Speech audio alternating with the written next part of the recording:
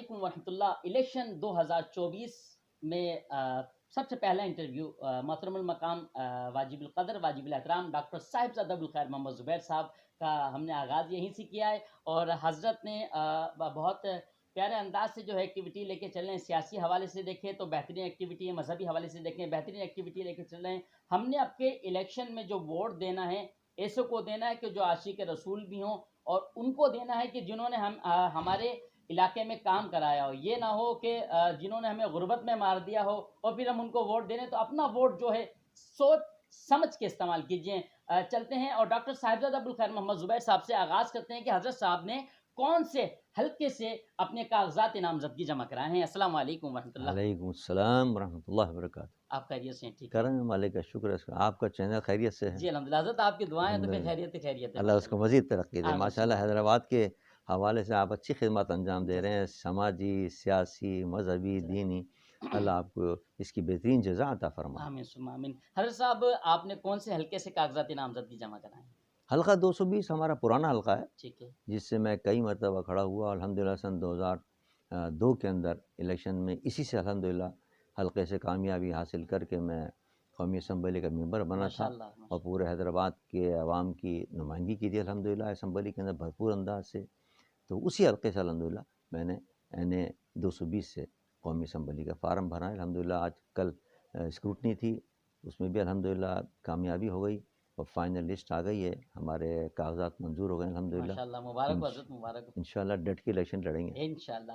حضرت کیا کہنا چاہیں گے ہمیں، کس انداز سے عوام کے لیے کیا پیغام دینا چاہیں گے حضرت؟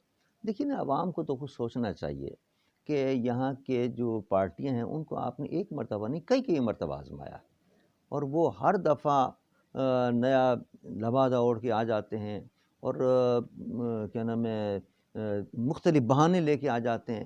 حالانکہ کوئی نہ پیسے کا بہانہ ہے، نہ فنڈ کا بہانہ ہے، نہ عوام کا بہانہ ہے۔ عوام نے خود سپورٹ مکمل ان کو کی تھی، صحیح۔ اور اس زمانے کے اندر کیا نام ہے، نورانی صاحب قبلہ کھڑے تھے، ان کو لوگوں نے نہیں کامیاب کیا، ان کو کامیاب کیا، ان کو کیا ایم کیو ایم والوں کو۔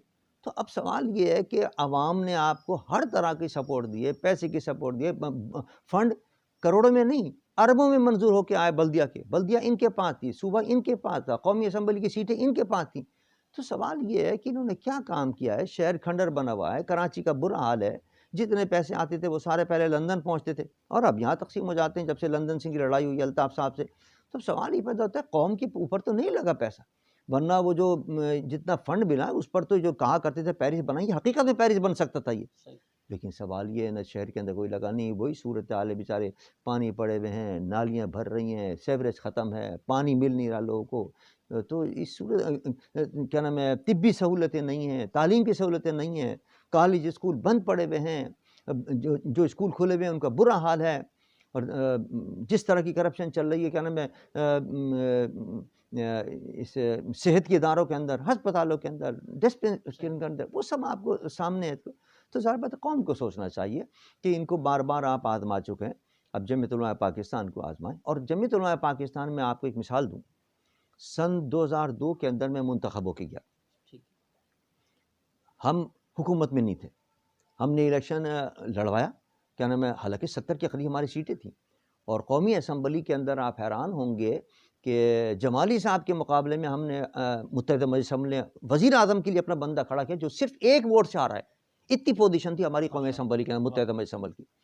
لیکن کیونکہ ہم حکومت میں نہیں تھے تو اپوزیشن میں تھے، تو اپوزیشن کے ساتھ جو سلوک کرتی حکومت وہ ہے، لیکن اس کے باوجود اس دور کے اندر ہمیں اپوزیشن میں بھی رہتے ہوئے 2 کروڑ روپے ملے، اور میں نے پورے حیدرآباد کے اندر امانت داری کے ساتھ پیسے لگائے ہیں، اور اس کی پوری لسٹ جاری کر دی ہے، کہاں کہاں ہم نے کیا نام ہے اسپتالوں کے اندر کمرے بنوائے، کہاں کہاں ہسپتال ہم نے تعمیر کروائے، کون کون سے کالج، کون کون سے اسکول ہیں جہاں ہم نے کمرے بنوائے اور ان کو سہولتیں کی، کون سے ان کی سڑکیں ہیں، کون کون سی گلیاں جہاں ہم نے پیسے لگائے۔ جب میرے پیسے لگ رہے تھے اس زمانے کے اندر، جو دیگر پارٹی کے لوگ کامیاب ہوئے تھے ان کے پاس لوگ جا رہے تھے، میاں تمہیں پیسے نہیں ملے، حالانکہ پیسے ہر دفعہ ان کو ملتے تھے، وہ کھا جایا کرتے تھے، وہ کھا جایا کرتے تھے۔ جب میں نے پیسے لگائے تب وہ ان کے ووٹر ان کے پاس پہنچے، تمہارے پیسے کھائیں، تو پھر ان کو تھوڑے بہت نکالنے پڑے، تھوڑے بہت وہ تو پہلے پورے جیب میں جاتے تھے، میری وجہ سے کچھ جیب میں گئے ان کے، کچھ کیا نام ہے انہوں نے لگائے، لیکن پھر بھی پورے نہیں لگا سکے وہ۔ لیکن اللہ کا شکر ہے میرا ایک ایک پیسہ شہر میں لگائے، اور لوگ گواہ ہیں کہ میں نے کہاں کہاں پیسے لگائے الحمدللہ۔